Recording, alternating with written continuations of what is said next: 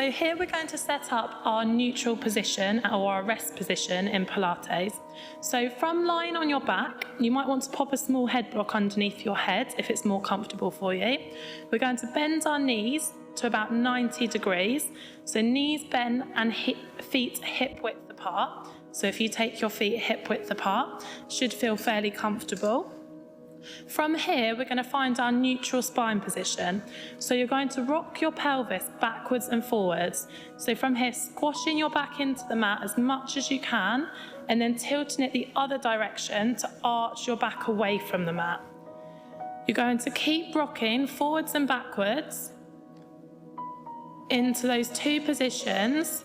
As you do it, if you make those rocks smaller and smaller, you're going to come to your middle position, so that neutral position, which is halfway between having your back squashed into the mat and having your back arched away from the mat.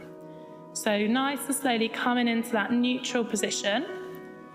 Good. And from here, you can pop your hands by your side, so relaxing them down, relaxing your shoulders away from your ears. And what we don't want is for your ribs to be flared. So imagine you've got springs between your ribs and your hip bones. And we're just going to shorten those springs slightly. So shorten that distance between your ribs and your hip bones. Good. So this is your neutral spine position. From here, we're now going to think about engaging your core. So if you pop your fingers on your hip bones, so the top of your hip bones, right at the top of your hip bones, you're going to come about an inch in and an inch down. And then from here, the easiest way to think about engaging those lower abdominals is if imagine you go into the toilet and you're stopping mid-flow. As you do that, you should feel a small contraction just under those fingertips. Good. So now as you're doing this, if you tense that muscle, so do that contraction as hard as you can, ease off half and then ease off a tiny bit more. So it's only a really gentle contraction.